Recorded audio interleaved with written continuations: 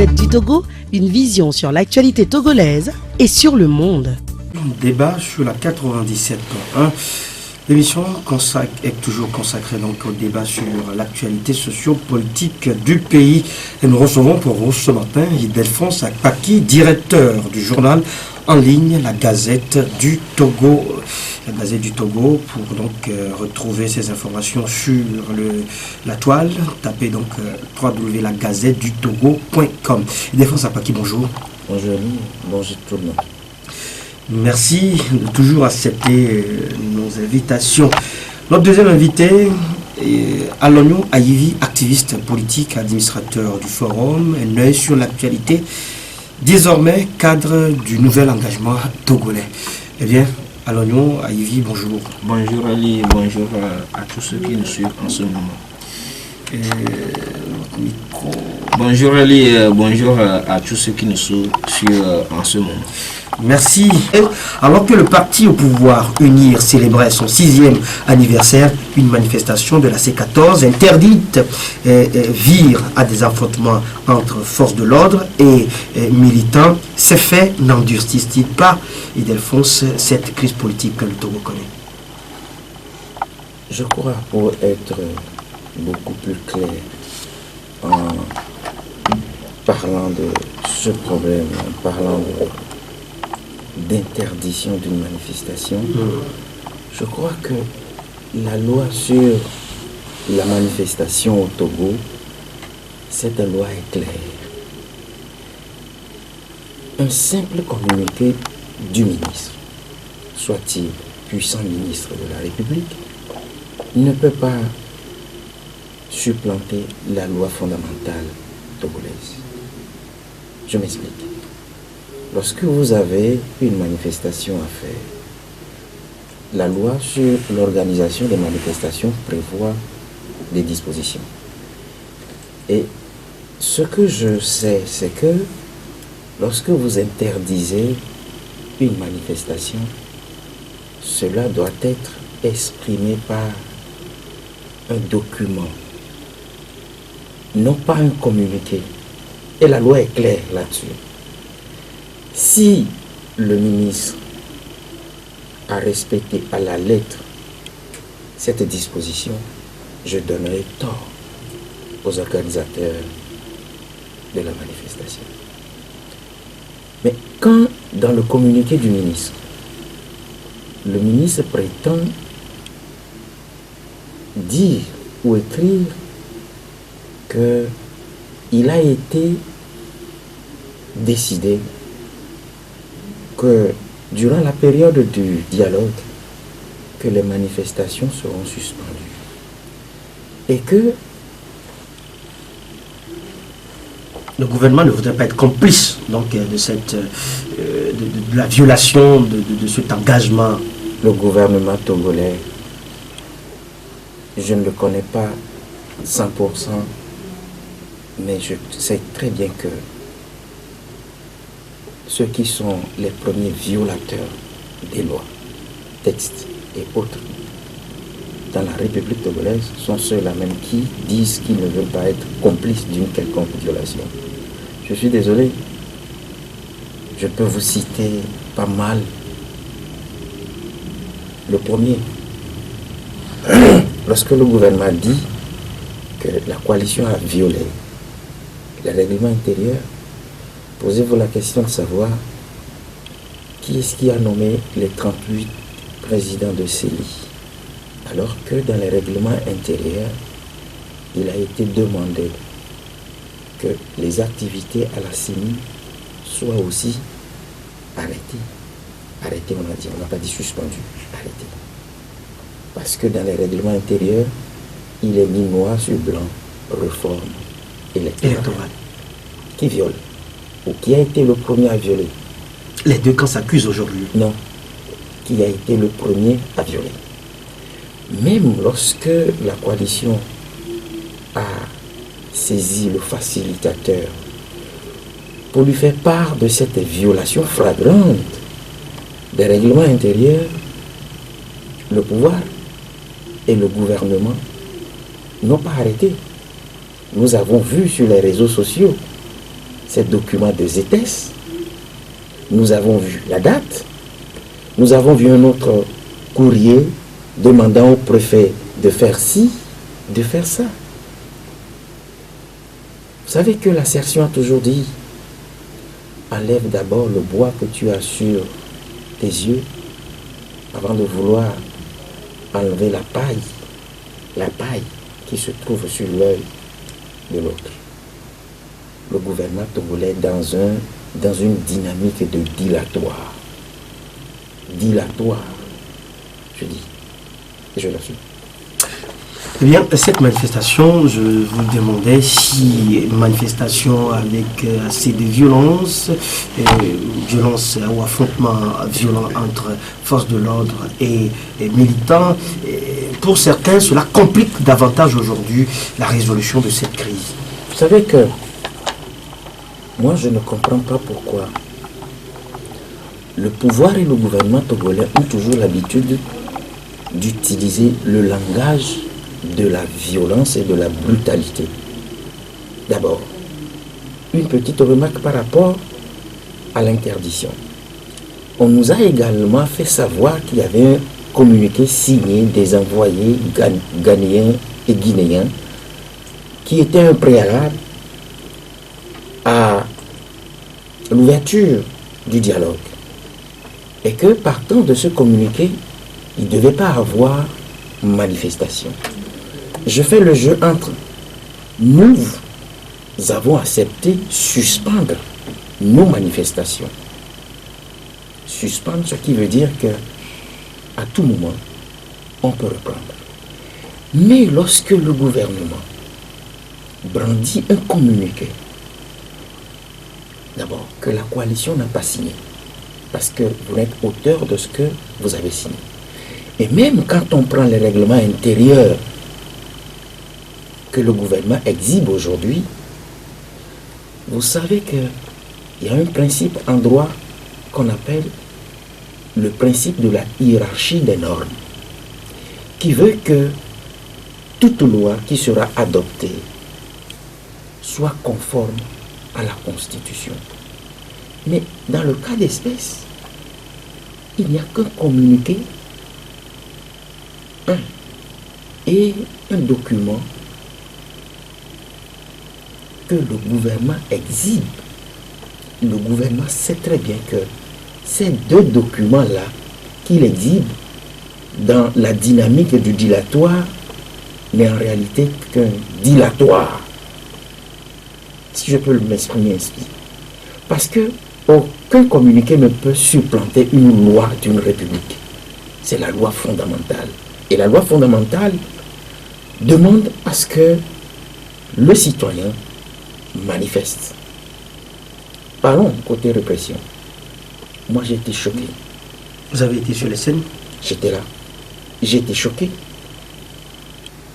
de me rendre compte que, au lieu des forces de sécurité, comme la loi le demande, on a fait sortir l'armée et les armes lourdes, c'est-à-dire des armes de guerre.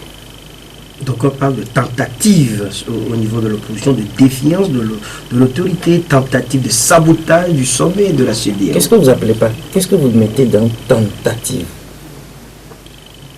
Les citoyens, comme je viens de le dire, ont le droit d'user de la loi qui leur permet de faire quoi? De manifester. Et je vous ai dit ici que il y a une loi qui régit l'organisation des manifestations. Est-ce que le ministre ou bien le gouvernement qui interdit a respecté cette loi-là, qui voudrait que 5 jours avant l'organisation, que le gouvernement donne son avis, et lorsque les deux ne sont pas d'accord, qu'il se présente devant la chambre administrative de la Cour suprême. Ça n'a pas été fait. Est-ce que vous avez appris tout ça? C'est la loi qui le dit. Et ceux qui sont garants du respect de ces lois qui régissent l'État togolais, en premier lieu, ce sont ceux-là que nous appelons aujourd'hui ministres. Et moi, je suis mal à l'aise de cautionner ou bien d'accepter ce que vous me dites. Est-ce que c'est parce qu'on est dans la C'est pas moi dynamique... qui le dis, c'est des observateurs dans les journaux d'ailleurs. Oui, est-ce que les observateurs, avant de réagir, ont pris soin de lire les lois qui régissent l'État togolais pour pouvoir arbitrer? C'est de cela qu'il est question. Mais c'est parce qu'on est dans la dynamique de défiance de l'État qu'on sort l'armée. Vous savez que c'est sur les champs de bataille. Bataille, quand je parle de bataille, c'est quand il y a une guerre qu'on sort l'armée qui porte des casques en fer. C'est quand il y a la guerre. Mais j'ai vu des militaires togolais la dernière fois arborant des casques en fer et non des bérets. Ceux qui veulent manifester sont-ils des envahisseurs? Sont-ils des terroristes? C'est peut-être pour se protéger contre des cailloux lancés et des forces. La loi dit, article 149 de la Constitution togolaise, en dehors de la défense du territoire et des travaux d'utilité publique, les forces armées ne peuvent être engagées que dans la mesure où la présente Constitution l'autorise expressément. Fin de citation. C'est ça. C'est ce qui a été fait la dernière fois. La mission régalienne, première de toute armée au monde, c'est la protection de l'intégrité territoriale. C'est ce que la loi dit. Et qu'en dehors de ça, vous ne pouvez pas utiliser l'armée sans que la Constitution ne vous l'autorise. Je ne comprends pas. Eh bien, dans cette situation de crise que vit le Togo depuis le 19 août 2017, des voix s'élèvent de partout pour une résolution de crise. Au Togo, c'est des regroupements de partis politiques qui sont nés. On a connu donc, on est avec la C14. Désormais, il faut compter également avec le groupe ou la coalition, le regroupement peut-être des partis qui se réclament du centre, des partis centristes. Et déjà, des critiques naissent de partout. C'est le triangle des enjeux qui écrit Togo, le centrisme des fumistes comme parti satellite du RPT UNIR. Aujourd'hui, vous, à l'oignon, à Ivy, activiste politique, que comprenez-vous exactement de la position des centristes, des partis qui se réclament du centre? Bon, merci Eli pour cette question pertinente. Mais avant de revenir sur cette question, j'aimerais placer un mot sur la première question que vous aviez posée à M. Ildefonse. Oui, par rapport aux affrontements qui ont eu le samedi dernier. Vous savez, l'accord qui lie les deux partis, le pouvoir et l'opposition, nous ne connaissons pas les tenants, c'est aboutissant de cet accord. Il y a un accord qui avait dit que pendant toute la durée du dialogue, il n'y aura pas manifestation. Donc aujourd'hui, moi je crois que le pouvoir et l'opposition doivent se revoir pour pouvoir discuter de cet accord. Ouais. Mais ce qui m'intrigue, c'est que l'opposition, c'est un accord qui l'opposition dit n'avoir pas signé, la C14 dit n'avoir pas signé cet accord. Oui, normalement, lorsque ce code de bonne conduite. Oui, mais ils ne l'ont pas dénoncé. Ils n'ont pas dénoncé cet accord lorsque cet accord a été révélé dans les journaux, bien sûr la place publique. Ils ne l'ont pas dénoncé. Mais aujourd'hui, ils ne peuvent pas se prévaloir de cet accord pour dire qu'ils n'ont pas signé, donc ils doivent manifester. C'est pourquoi moi je dis qu'ils doivent se revoir pour pouvoir s'appesantir sur cet accord. Mais ce qui est un peu peinant, c'est que c'est un accord qui est étendu jusqu'à la société civile. La société civile n'est pas partie intégrante du dialogue. Donc, on ne peut pas imposer un accord dont la société civile n'a pas participé à toutes les couches sociales. Vous avez vu, la STT veut manifester, on a dit non. Le Front Citoyen Togo Debout veut manifester. Même si on doute de la personnalité des gens qui animent le Front Citoyen Togo Debout, on ne peut pas leur imposer un accord tant qu'ils se réclament de la société civile. Je crois que c'est inadmissible.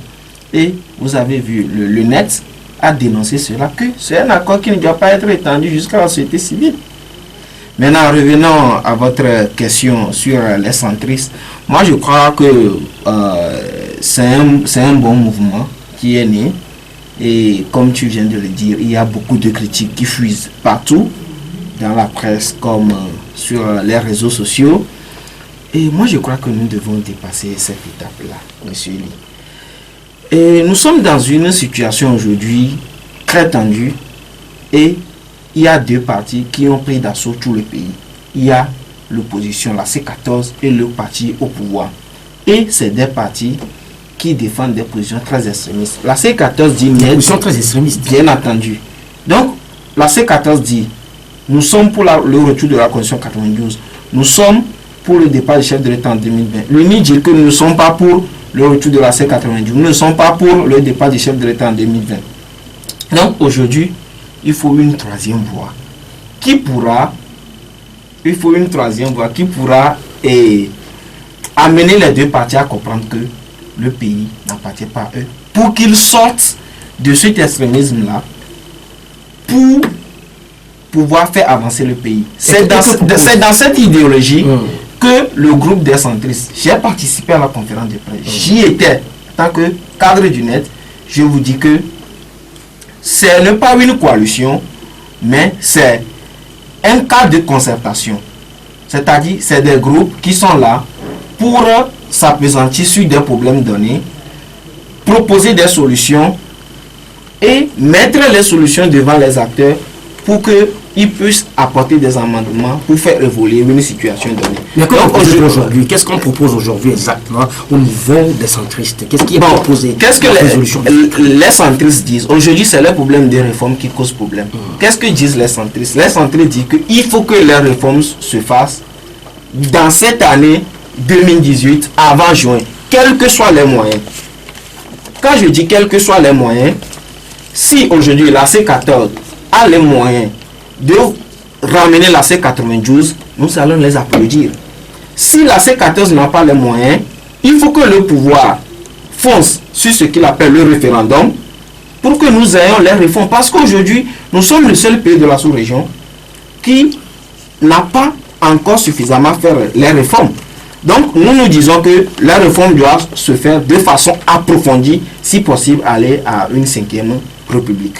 Donc, vous êtes pour le référendum? Une nouvelle constitution. Nous sommes, je dis bien, si le pouvoir, parce que l'Assemblée nationale, mais les réformes doivent se faire de façon bien légaliste à l'Assemblée nationale. Mais aujourd'hui, nous voyons que l'Assemblée nationale n'arrive pas à statuer sur les réformes et il y a un projet de référendum qui est sur la table. Mais il faut que nous ayons, et si l'opposition n'a pas le moyen de revenir à la Constitution 80, il faut que le pouvoir aille au référendum. Et quand je dis le pouvoir au référendum, on doit amender le texte de ce référendum-là. Ça, nous sommes d'accord net. Maintenant, le net dit, il faut qu'on révise le cadre électoral, ramener le vote de la diaspora, revoir la Cour constitutionnelle et le découpage électoral. Aujourd'hui, nous sommes là, nous sommes en train de lutter pour dire que nous voulons le changement. Oui, nous voulons le changement. Mais le problème qui se pose aujourd'hui, c'est que quand nous allons aux élections, il y a un fichier qui n'est pas correct. Alors, il faut que les partis travaillent sur ce fichier-là pour que les, soi-disant, après les élections, les morons votés, tout ceci, tout ce bataclan de rififi qui se tourne autour du fichier du cadre électoral soit anéanti. Donc aujourd'hui, je crois que c'est un groupe qui est venu à point nommé et les joueurs ont fait une confidence. Si c'est que ce groupe était venu plus tôt et ils ont leur place au dialogue, je crois qu'on aurait trouvé déjà une solution pour cette crise-là. Avec la CPP, avec le NET, avec le PDP, pensez-vous qu'on aura la solution? On aura déjà la solution parce que lorsque les deux positions sont tranchées, il faut une ligne médiane pour dire que mon frère concède ceci. Il dit à l'autre partie aussi de transcender cela. Donc aujourd'hui, ce n'est pas un groupe qui est venu pour contrer la C14, mais c'est un groupe plutôt. Tous ces partis-là font partie de l'opposition. Qui me dira le contraire aujourd'hui que le NET ne fait pas partie de l'opposition? La CPP ne fait pas partie de l'opposition. Non, le NET, c'est un parti de l'opposition. Tout le monde le sait. La charte des partis. Non, la charte des partis politiques. Vous savez, monsieur Eli, on dit aujourd'hui que le NET, c'est une béquille du pouvoir. Mais ce n'est pas parce que le NET n'est pas avec la C14 qu'on va le traiter d'une béquille du pouvoir. Hier, le NET à participer à la manifestation. Vous avez vu, les gens ont applaudi. Mais arrivé à un certain moment, le net, c'est un parti qui est dans le réalisme, le pragmatisme. Donc, lorsqu'il est devenu réaliste, pragmatique, les gens commencent par les tasser d'une béquille du pouvoir. Moi, je crois que nous devons laisser tout ça. Et notre adversaire commun aujourd'hui, c'est M. Faure et son Zimna Nyansigbe. Et qu'est-ce que le net dit? Le net dit que nous devons départir le problème de la candidature de Faure Nyansigbe en 2020 des réformes ou bien de la constitution. Parce que si nous voulons tout mêler, je crois qu'on n'ira nulle part. Donc, moi je salue l'initiative là, dont je fais partie d'ailleurs, et je vous dis que vous serez surpris que dès demain, lendemain, il y a d'autres partis, ils en font déjà la demande de nous rejoindre pour pouvoir faire aboutir la lutte. Quand vous parlez de d'autres partis politiques, vous parlez peut-être du MRC ou de Obu, d'Aglomé Kodjo. Mais écoutez, c'est un groupe qui est ouvert. Tous les partis qui se réclament du centre, qui ont les idéologies, qui possèdent l'idéologie centriste, sont appelés. Le MRC, mais c'est un parti centriste. Donc il peut nous rejoindre demain. Très facilement, puisqu'il emporte d'ailleurs le nom. Oui, ben écoutez, c'est pourquoi l'initiative est prise par les trois partis. D'accord? Donc c'est un groupe qui est ouvert. Donc les MRC peuvent venir demain. Obu peut venir. Même des gens de la coalition peuvent rejoindre le groupe demain. Par exemple, quand vous prenez la coalition de la C14, il y a des partis, vous savez. Vous pensez qu'il y a des partis au niveau de la C14 qui ont des positions centristes? Je dis, si tu te retrouves dans la position centriste, tu rejoins le groupe des centristes. Vous faites la cour à la C14? Non, on ne fait pas la cour de la non. C14. On propose à la C14, au centre, on propose des solutions qui sera servies à tous les deux bords pour que nous puissions avoir un décantement de la crise. Donc ne soyez pas surpris qu'un parti de la C14 demain rejoint le centre. Ne soyez pas surpris. Il y a d'autres partis qui en font déjà la demande. Vous semblez nous donner de la puce à l'oreille. Il y a déjà des partis qui en font la demande. Je ne dis pas des partis de la C14, mais il y a des partis politiques qui en font déjà les démarches pour rejoindre le centre. Parce que c'est une initiative très louable, monsieur Eli. Eh bien, Ildefonse Akpaki, dans la résolution, je le disais, de cette crise politique, on compte désormais le mouvement ou le regroupement des partis centristes, des partis qui se réclament du centre. Comment analysez-vous la position des partis qui se réclament du centre et qui veulent jouer, disons, à la solution médiane, jouer à une position médiane qui puisse rapprocher les deux et quand certains disent que les deux camps sont des camps extrémistes. Je voudrais bien regarder tout droit dans les yeux M. Alomé pour lui dire certaines choses. Le centrisme est une bêtise autonome. Ah bon? Et pourquoi? Je répète que c'est une bêtise. D'abord, je fais quelques remarques. Allez-y. Il a parlé d'accord entre le gouvernement et ce que vous appelez C14. En parlant du règlement intérieur quand même. Vous avez eu au moins la présence d'esprit en lui rappelant que ceux-là disent qu'ils n'ont pas signé. Vous ne pouvez pas m'attribuer ce que je n'ai pas signé. Je ne l'ai pas signé. Alors, le silence vaut acceptation. Attendez, tout à l'heure quand vous parlez, je vous ai laissé parler. Alors soyez un peu disciplinés. Vous comprenez? Je vous ai laissé parler, alors laissez-moi parler. Et l'animateur vous donnera la parole après. Allons-y. Ou alors c'est Ili qui sera l'arbitre pour faire la discipline autour de cette table. Alors, lorsque vous parlez de ce que vous ne savez pas, vous tombez dans le ridicule. Ceux à qui vous attribuez la signature disent « nous n'avons pas signé ». Lorsque vous parlez de réforme, mais moi je me pose la question de savoir, faut-il encore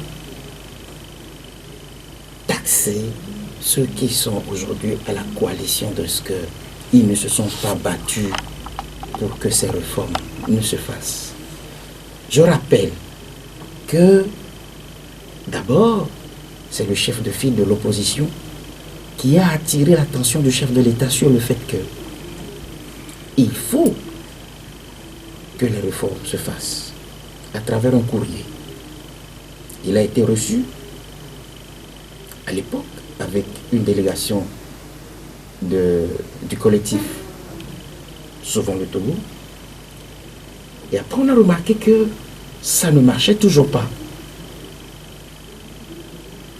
Il y a eu la proposition du projet de loi du gouvernement qui a été rejetée. Il y a eu une proposition de loi. Pour le gouvernement, c'est un projet de loi. Pour les députés de l'ANC et de ADI, c'était une proposition de loi que jusqu'à aujourd'hui, on traîne. Vous devez vous rendre compte du jeu qui a été fait. Il n'y a pas eu consensus. C'est la Cour constitutionnelle qui est rentrée en jeu, qui a enjoint le président de l'Assemblée nationale de remettre ou bien de faire en sorte que les travaux reprennent. Et patati patata, travaux suspendus. Le chef de file de l'opposition a une fois encore écrit au chef de l'État. Jusqu'à aujourd'hui, cette réponse-là,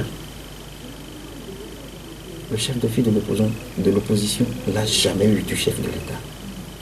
Alors, pour cette histoire de réforme, je ne voudrais pas que l'on taxe l'opposition de ce qu'elle n'a rien fait. Qu'est-ce qu'elle peut faire encore? Pour vous, l'opposition n'est nullement responsable de la non-faisabilité de ces réformes. Je vous ai donné sur toute la ligne des choses qu'il faut à vous d'apprécier. Mais quand vous parlez de référendum, moi, je suis choqué parce que j'ai noté certaines de ces phrases. On aura déjà la solution. Ça veut dire que le centrisme qui vient de naître a pris fait et cause pour ceux-là même qui ont déjà établi leur plan de référendum.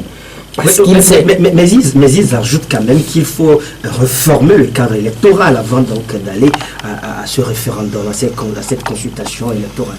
Qu'est-ce que l'opposition demandait la dernière fois par rapport à la réforme électorale, qui d'ailleurs est un point inscrit à l'ordre du jour du dialogue?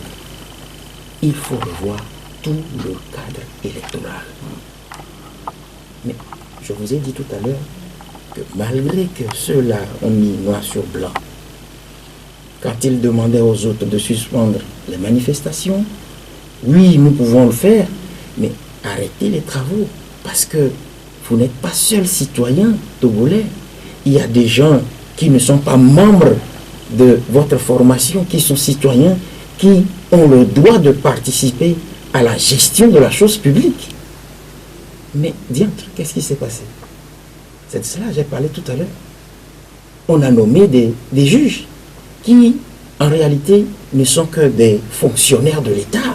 Et quand vous parlez aujourd'hui de l'État, prenez le chef de l'État, il est de quelle formation politique? Le chef de l'État. Il est uni. Le Premier ministre, il est uni. Le président de l'Assemblée, il est uni. Alors, vous voyez tout cela.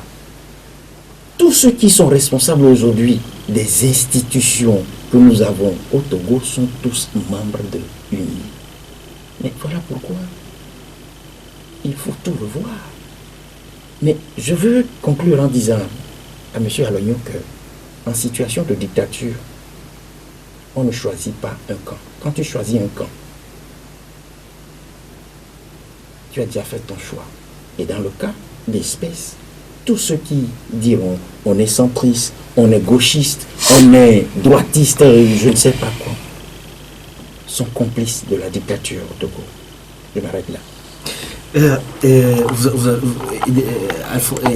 Alors nous, à Ivy, vous avez un mot à placer? Oui, vous savez, quand M. Ildefonse Akpaki me dit que le centrisme, c'est une bêtise, Bon, d'accord. oui, je ne suis pas d'accord. Vous savez, M. Eli, dans ce pays, nous avions toujours cultivé le moi dans ce pays.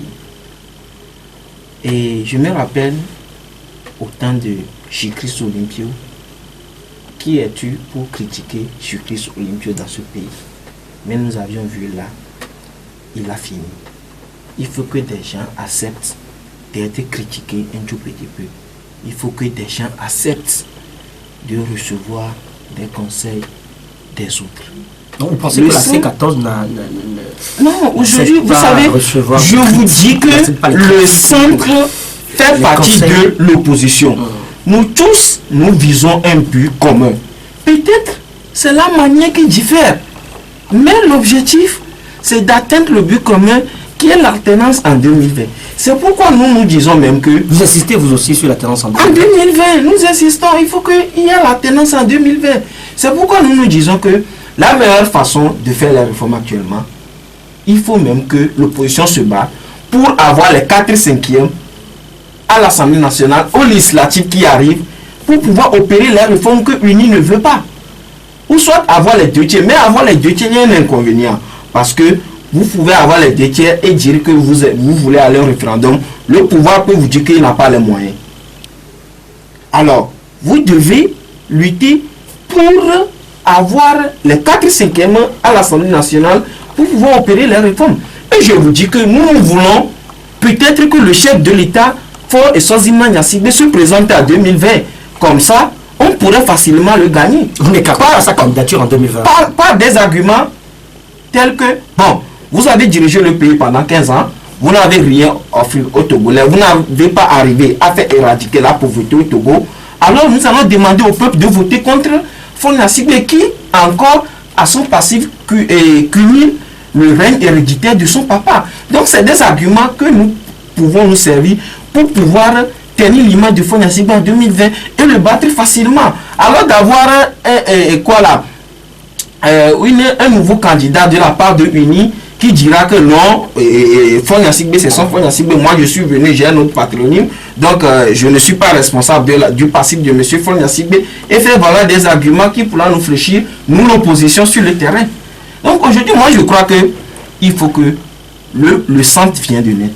Des gens n'ont qu'à laisser ce groupement avancer, et c'est un groupement qui propose des choses concrètes. Ils sont dans le pragmatisme, dans le réalisme.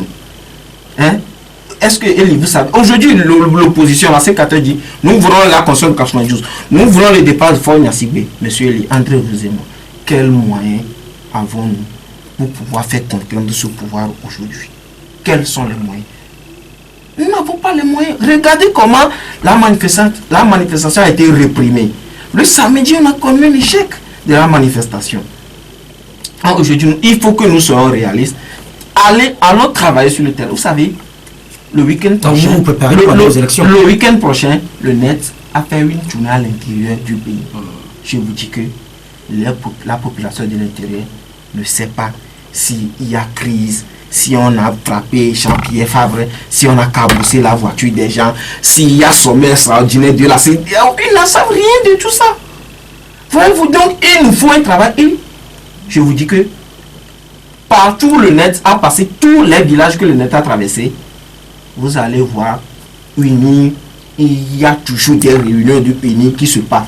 En week-end, faites l'expérience, allez à l'intérieur du pays, tous les cadres de sont à l'intérieur du pays pour pouvoir convaincre la population. Et demain, nous dirons qu'on nous a volé, on nous a triché. Donc vous pensez qu'avec le travail que l'UNI fait, l'UNI peut remporter de façon transparente les élections? Il fait un travail du fond. Vous serez surpris que même après les réformes, après avoir aménagé le cadre électoral, que l'UNI remporte les élections si l'opposition ne se mettait pas au travail. Vous serez surpris. Vous serez surpris. Donc, monsieur, aujourd'hui, il faut que l'opposition fasse un travail du terrain pour que le législatif prochain qui arrive, nous ayons les 4/5e à l'Assemblée nationale pour pouvoir faire toutes les réformes que nous voulons. Au lieu d'être là aujourd'hui, en l'air, de penser en l'air, que M. Faure Gnassingbé va partir ou tout ça là. Non.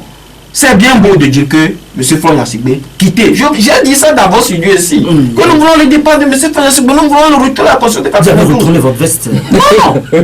Non. Aujourd'hui, je constate que il y a un parti qui propose des solutions, il y a un groupement qui propose des solutions adéquates pour pouvoir faire aboutir cette lutte. Monsieur, je reviens. Je suis un activiste politique, proche du peuple. Est-ce que vous voyez? Donc, tous ceux-là qui veut l'intérêt supérieur du peuple, moi je les suivrai et je les défendrai, quelles que soient les attaques, les intimidations. Donc si aujourd'hui, je vois qu'un parti veut l'intérêt supérieur de la nation et a les moyens, propose des choses concrètes pour pouvoir faire amener cet intérêt-là, je ne vois pas pourquoi je ne vais pas le défendre. Unir, c'est l'adversaire commun que nous avons à l'opposition. La C14 fait bien ça, lui. Nous les applaudissions. Nous avons condamné même la façon dont on a réprimé les manifestations, la façon dont le chef depuis de l'opposition, qui est le numéro 2 du pays, a été traité. J'étais là, j'ai vu la voiture, j'ai vu Jean-Pierre Fabre, j'ai vu Nicodème Rabia. On a condamné ça. On a condamné. Donc, mais maintenant, vous vous interrogez sur les moyens dont dispose... Les moyens dont nous disposons aujourd'hui pour se faire écouter, monsieur Lee.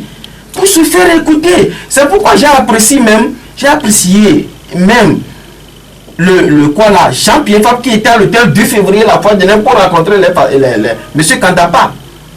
J'ai apprécié, c'est ça le travail de Koula que nous devons faire aujourd'hui.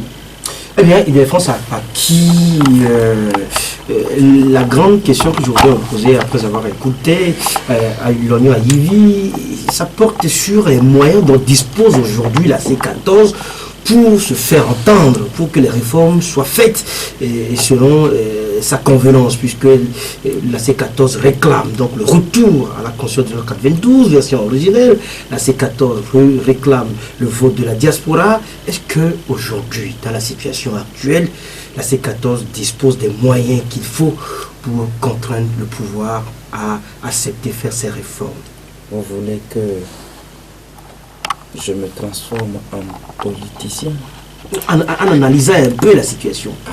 C'est maintenant que vous êtes la bienvenue.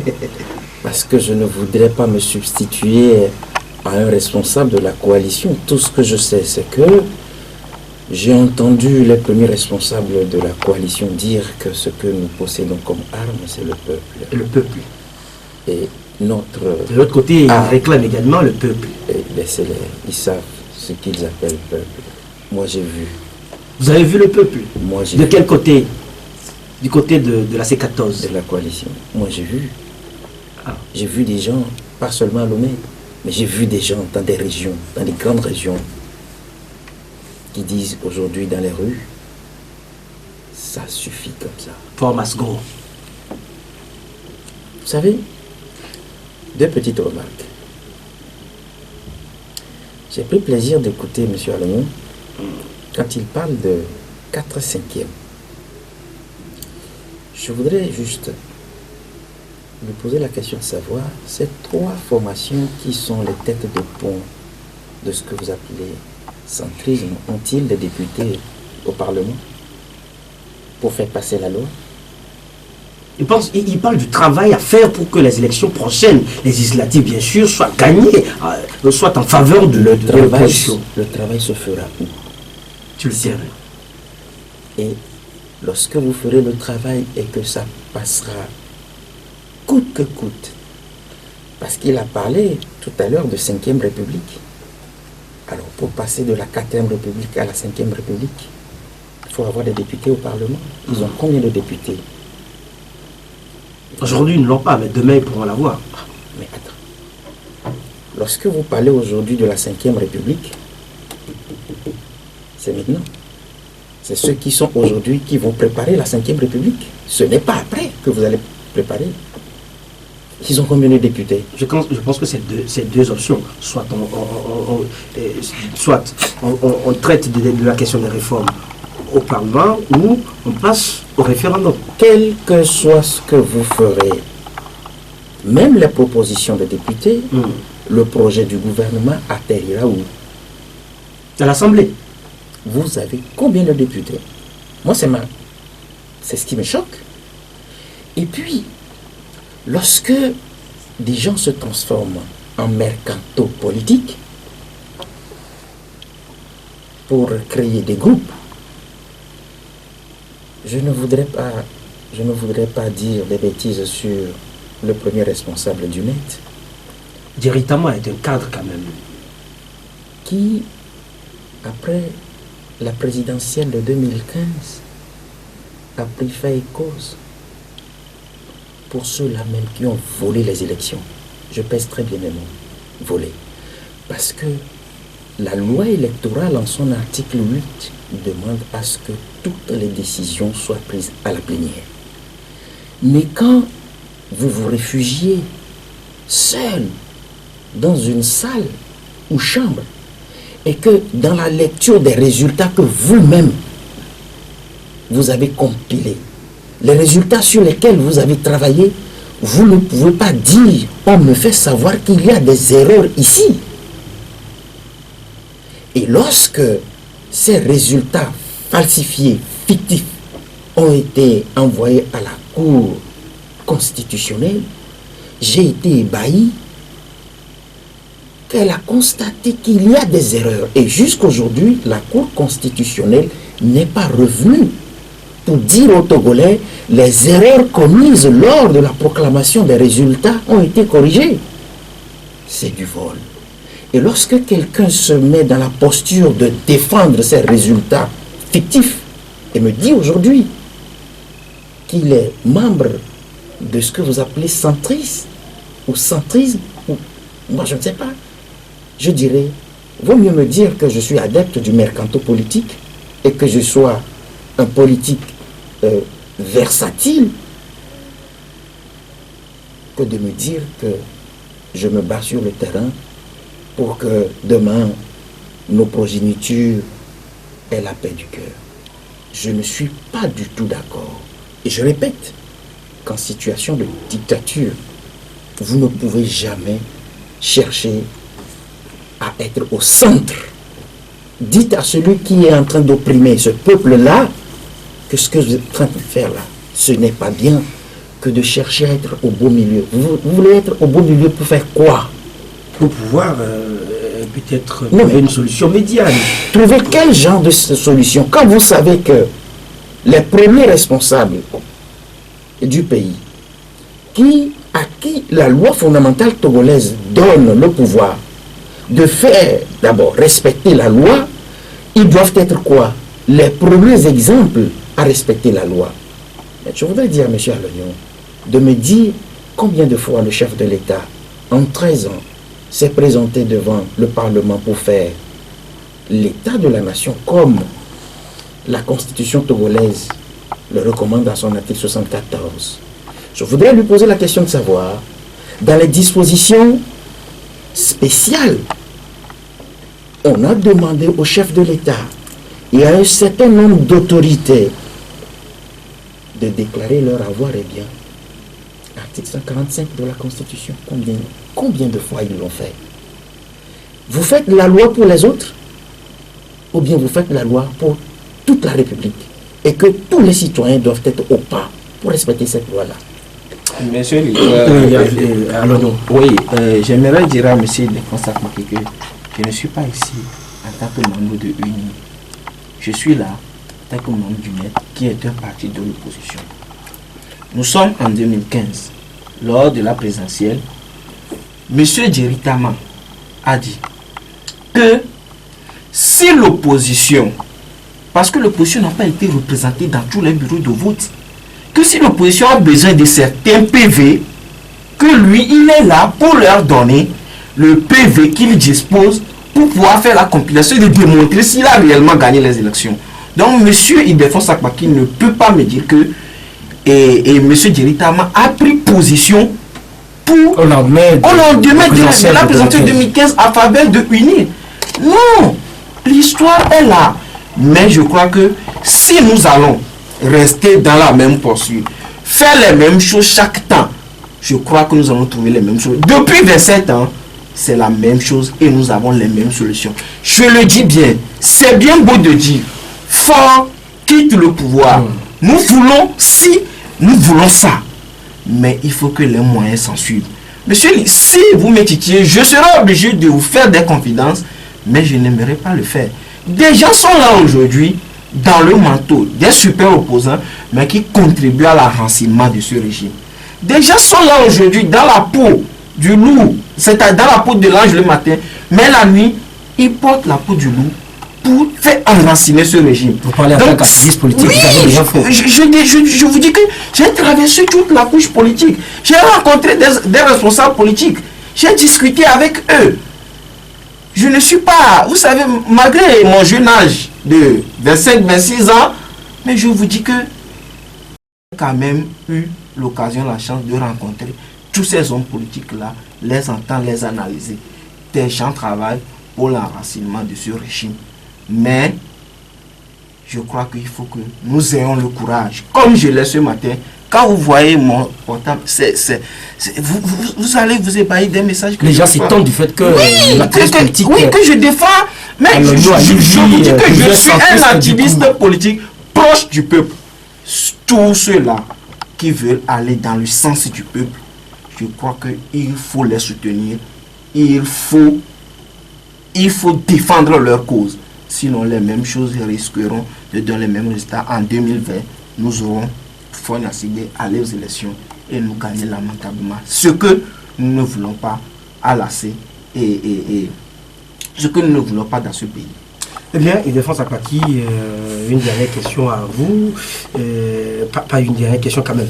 Ildefonse Akpaki, dans le communiqué sanctionnant les travaux de la session extraordinaire de la conférence des chefs d'État et de gouvernement de la sous-région ouest-africaine de la CEDEAO, bien sûr, tout le samedi 14 avril à Lomé, il a été dit ceci dans la déclaration. La conférence invite instamment tous les partis politiques et la société civile togolaise à s'abstenir de tout acte de violence et de tout agissement susceptible de constituer une menace à la paix et à la stabilité du Togo et à la région. Lit-on dans ce communiqué qui également invite les acteurs politiques ou propose donc de mettre sur pied très rapidement des recommandations, d'envoyer des recommandations pour la résolution de cette crise. L'opposition ou la C14 n'est pas trop à l'aise avec ce communiqué de la CEDEAO. Non, je vais faire juste une petite remarque. Par rapport même à l'organisation de ce sommet-là au Togo.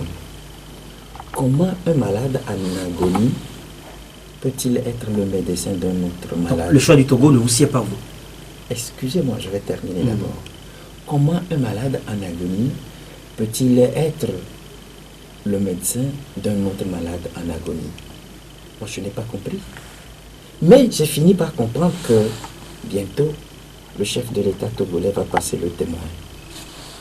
Alors que tout le temps qu'il a eu à présider la CEDEAO, on n'a jamais eu de réunion dans notre pays. Je crois que c'est pour lui faire plaisir qu'on a organisé ce sommet-là ici. Mais par rapport à ce que vous dites, la déclaration, je crois que, sans vouloir dire des bêtises sur les chefs d'État, j'ai comme l'impression qu'ils ont été aveuglés, ils ont été atteints de cécité. Sinon, les images que nous avons au Togo parlent d'elles-mêmes. La violence vient d'où? Elle provient d'où? Et qui sont ceux qui provoquent cette violence-là? Si vous prenez 5 vidéos de violence au Togo, vous verrez qui exerce la violence sur l'autre. Ce communiqué est un communiqué diplomatique qui a tout son sens. Mais dans les vidéos, on voit quand même que les violences viennent des deux côtés. Vous avez vu un manifestant, c'est-à-dire vous l'avez suivi de sa maison lorsqu'il est arrivé, il a commencé par donner des coups aux forces de l'ordre. On a vu dans les vidéos quand même des manifestants lancer des pierres. Je ne suis pas là pour faire l'apologie de la violence, mais je constate que c'est lorsque les forces de l'ordre et surtout de défense commencent par lancer des gaz lacrymogènes et à tabasser les gens que certains se permettent de faire ce que nous appelons le self-défense. Je vous assure, parce que je suis chaque fois sur le terrain, pour pouvoir répondre à ce genre de questions-là, la violence provient d'où? Est-ce que ceux qui doivent être sur le terrain, juste une remarque, lorsque vous emmenez sur un lieu de manifestation Très rapidement. quelqu'un qu'on a formé pour tuer, qu'est-ce qu'il fera? Il va tuer. Voilà pourquoi la loi dit les forces de défense ne sont pas autorisées à sortir et à encadrer, ou bien, il y a un mot là qui le dit si bien, les forces de défense n'ont pas leur place dans les manifestations parce qu'ils sont formés pour tuer. Ils sont là juste quand le pays est envahi ou défendre le pays. Mais la loi dit c'est les forces de sécurité et d'ordre. Et ceux-là, ils ont ce que nous appelons les armes de maintien d'ordre. Est-ce que c'est ce que nous avons? On m'a signalé la dernière fois que même des balles réelles ont été utilisées à certains endroits, à l'intérieur du pays. Mais dans le maintien d'ordre, pour une manifestation pacifique, on tire à balles réelles sur des gens. Vous pensez que c'est sérieux ça? Vous? Quand vous me posez la question de savoir, on a mis dans le communiqué. Ceux qui ont voulu qu'on mette ça dans le communiqué savent très bien ce qui se passe au Togo. Voilà pourquoi je parle de langage diplomatique. Mais c'est ça. Oui, Défense Akwaki, un petit mot sur la convocation de Pascal Bojona par la justice togolaise. Retour sur donc de cette longue affaire. Je crois qu'il faut faire quelques observations. J'ai remarqué qu'il y a deux éléments que le pouvoir et le gouvernement utilisent pour régler des comptes. Ah bon? Oui. Ici, on parle d'une affaire de justice. Il y a la justice.